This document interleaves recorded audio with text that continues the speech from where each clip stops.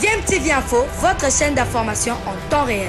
La politique, la santé, le sport, les faits de société, la musique, les rumeurs et bien plus encore. Vous découvrirez cela dans notre chaîne DMTV Info.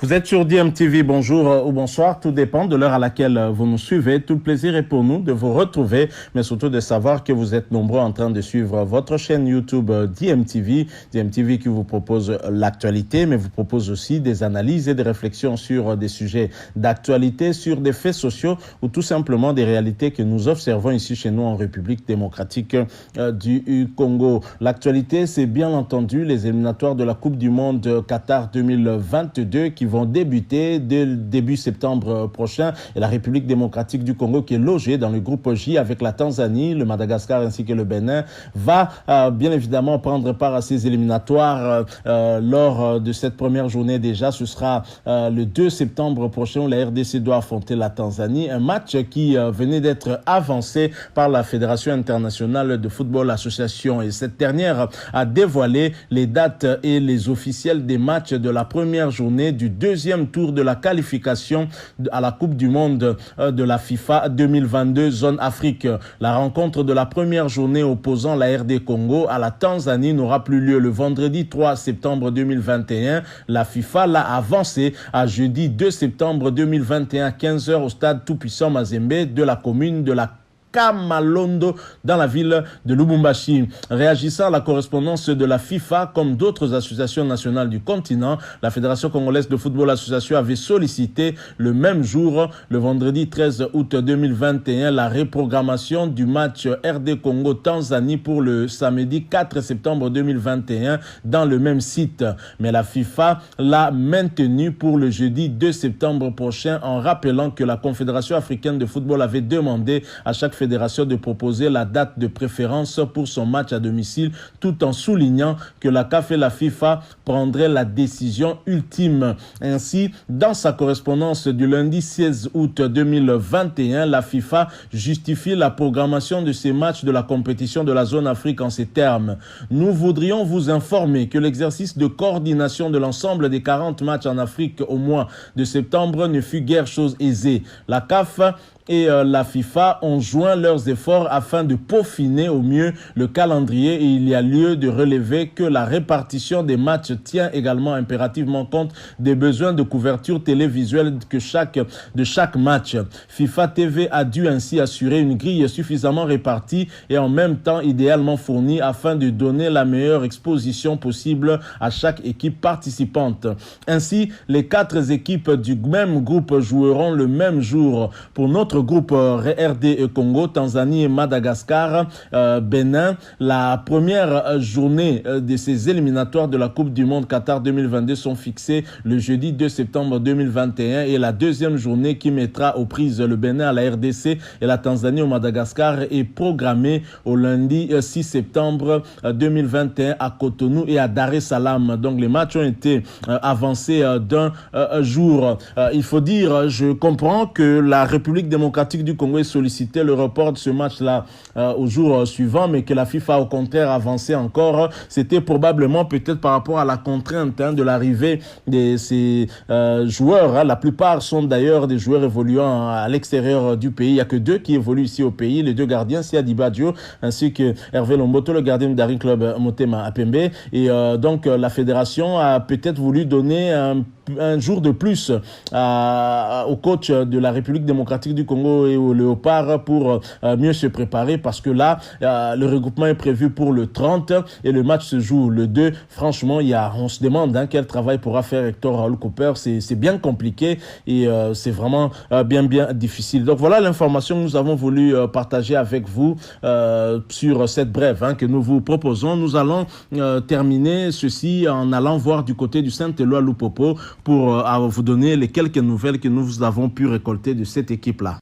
Voilà, dirigeons-nous vers Lubumbashi. Lubumbashi où d'ailleurs la RDC va affronter la Tanzanie, mais ce n'est pas pour parler de ce match-là, c'est maintenant pour parler de l'équipe rivale du tout-puissant Mazembe qui a bien voulu mettre à la disposition de Léopard son stade, le stade du tout-puissant Mazembe justement. On va parler de son adversaire, de son rival éternel, le FC Saint-Éloi Lupopo. Le FC Saint-Éloi Lupopo qui a procédé officiellement à la signature, c'était le lundi dernier, du contrat de Christian Braconi à la tête de l'équipe première. Le technicien français de 60 ans a un contrat d'1 an et renouvelable en cas d'atteinte des objectifs.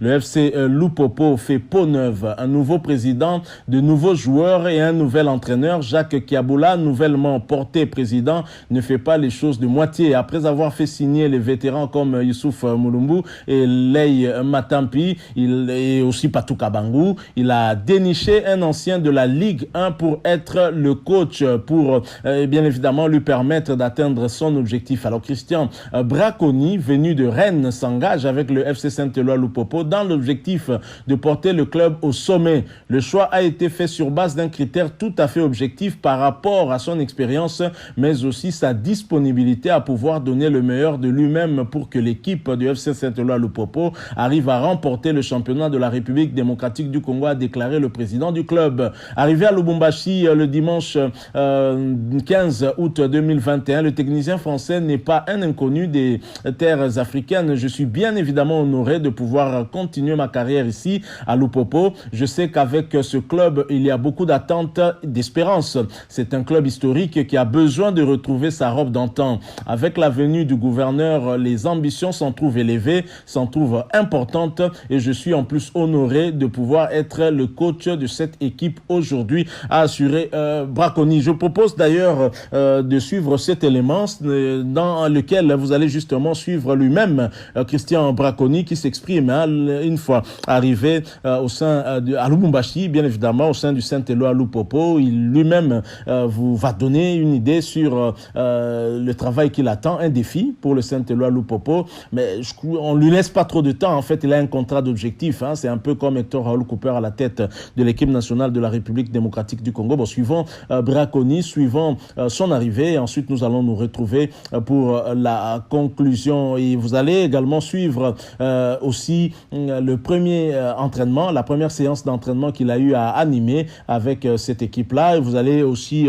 suivre, bien sûr, sa signature, la signature de contrat d'1 an renouvelable si objectif atteint. Suivant, nous nous retrouvons tout de suite après. Avec justement l'arrivée de l'entraîneur Braconi, donc à Lupopo. En tout cas, un entraîneur qui vient d'arriver, on l'attendait. Bertin Makou ne sera pas titulaire comme la saison dernière, il va être dans le staff technique, mais il va les égonder, justement. Logiquement, je ne vois même pas pourquoi est-ce qu'il serait frustré d'une telle décision, parce que il a montré... Non, mais je dis, il n'a aucune raison d'être frustré, Bertin Makou. Mais c'est clair qu'il a eu à montrer des bonnes choses durant les 2 dernières saisons. Mais maintenant, il faut tirer l'équipe vers le haut. Les ambitions sont revues à la hausse. Ouais, les ambitions sont vraiment revues à la hausse. On va maintenant regarder le parcours de Christian Braconi, le nouveau patron du staff technique du FC Saint-Éloi Lupopo de Lubumbashi. Il a bourlingué, puisqu'il a pour l'instant 60 ans. On va rappeler que sa dernière saison, en 2019-2020, il a été manager du Royal Excelsior Virton, club belge qui évolue en 2e division. C'est sa 58e saison dans les séries nationales belges. En 2017-2019, il a été manager de l'Union Toby Zebren, Lentcount, club belge qui évolue aussi en 2e division. Entre 2017, pendant 6 mois, il a été entraîneur assistant de la formation des Toubizé. Entre 2016 et 2017, il a été entraîneur assistant du FC Sochaux. Sa carrière d'entraîneur a démarré en 2001-2002 en tant qu'entraîneur assistant du FC Metz en France. Un parcours d'un entraîneur novice qui arrive pour poser ses valises au sein du FC Saint-Éloi Lupopo avec des ambitions claires comme l'eau des roches, retrouver une compétition interclub de la CAF. Allez, on va justement écouter Braconi, l'entraîneur de Saint-Éloi Lupopo qui est déjà à Lubumbashi, à l'arrivée justement à l'aéroport de La Louano. Nous sommes dans les chefs-lieux du Haut-Katanga. Non, pas du tout. Déjà, je suis un professionnel du football, donc on est amené forcément à faire ses valises et puis à partir un petit peu là où on est désiré, je dirais. C'est le cas ici aujourd'hui, donc quand j'ai eu la possibilité de venir ici à Lupopo, bien évidemment, j'ai accepté le challenge, mais en même temps avec beaucoup d'envie, d'ambition. Je sais que c'est un club qui est en pleine reconstruction, donc je viens avec mon expertise, avec mon envie, et puis aussi une envie, j'avais aussi l'envie de découvrir l'Afrique. Donc c'était l'occasion également humaine de réaliser ce petit rêve. L'idée sur le club et sur le championnat RD congolais? Alors j'avais suivi un petit peu depuis l'année dernière déjà le championnat. J'ai eu aussi mon agent qui bien sûr m'en a parlé très souvent. Et puis bon, c'est un championnat qui je crois est le 4e championnat d'Afrique. Et du coup c'est un championnat qui va se relever certainement un peu plus chaque année. C'est à nous maintenant de justement de se mêler un petit peu à la course et travailler dans le bon sens. Bien, voilà donc là, les nouvels entraîneurs donc de Saint-Éloi à Lupopo, qui d'ailleurs venait il y a quelques 30 minutes de signer son contrat avec les Saint-Éloi Lupopo officiellement. Avec la réalisation, nous allons tenter de prendre ces images qui nous viennent fraîchement de Lubumbashi, nous proposées par la cellule de communication de Viet. Alors, réalisation avec Hubert Chibukanassi, on est prêt, on peut voir en illustration ce qui s'est passé il y a quelques 30 minutes au niveau de Lubumbashi. Ça signifie qu'on ne peut pas perdre le temps. Non, on n'a pas besoin de perdre le temps. Justement, il faut les faire signer directement.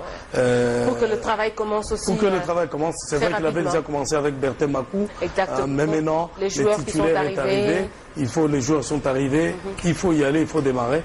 Est-ce qu'on est prêt, si on parle le même langage avec la réalisation, les images vont arriver peut-être peu avant la fin de ce dossier consacré. Voilà, nous sommes de retour. Vous venez de suivre là en image Christian Braconi, le nouvel entraîneur de Saint-Éloi à Lupopo. Jacques Yaboula ne fait pas dans la demi-mesure. Jacques Yaboula veut redorer l'image ternie du FC Saint-Éloi à Lupopo. Espérons qu'il puisse atteindre ces objectifs-là. Mais je pense que lorsqu'on arrive, on doit plutôt travailler dans la durée. C'est vrai qu'à moyen terme, les résultats peuvent être atteints, mais je suis quand même un tout petit peu perplexe. À court terme, que Braconi réussisse en un an d'atteindre cet objectif-là, ce ne sera pas facile quand on voit aussi la manière dont les autres équipes, celles en tout cas qui restent toujours à la tête de ce classement de la Linafoot, sont en train de faire leur recrutement. Je prends l'exemple du tout-puissant Mazembe qui apporte aussi un renouveau à son effectif. Et il y a aussi un peu l'ASV Club qui renouvelle certes son effectif avec tous les problèmes que connaît cette équipe. Il y a aussi Maniema Ignol, Darin Klomoté en Pembe. Donc le championnat va très certainement se relever, le niveau sera beaucoup plus relevé encore cette saison. Tant mieux pour nous, parce que la RDC, dont le championnat est 4e en Afrique, pourrait, pourquoi pas, à la suite de ces équipes qui se renforcent, pourquoi pas se relever à nouveau. Voilà, donc Jacques Yaboula qui continue à réaliser son objectif, doter le Saint-Éloi Lupopo d'un staff technique digne de ce nom, et doter à cette équipe aussi un effectif expérimenté, où on va tenter de faire cette symbiose entre la jeune génération et la vieille génération. Youssouf Moulumbu est un joueur expérimenté, capitaine de l'équipe nationale de la RDC. Patou Kabangu également, un international expérimenté. Que dire de Leï Matampi aussi dans les bois. Je crois que c'est tout à fait possible pour Christian Braconi et ses adjoints d'atteindre cet objectif-là. Bon, maintenant, on ne peut que leur souhaiter bonne chance, et tant mieux aussi pour notre championnat, pour la Fédération congolaise de football association.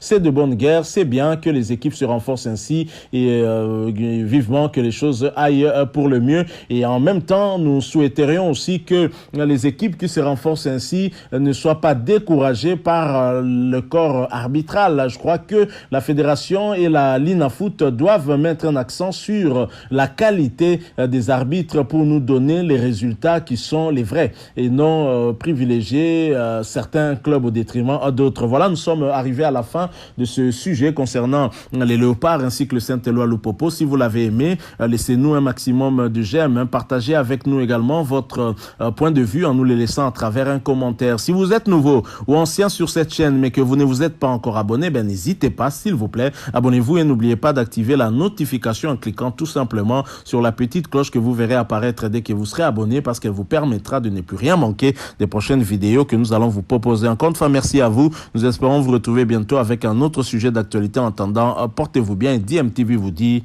au revoir.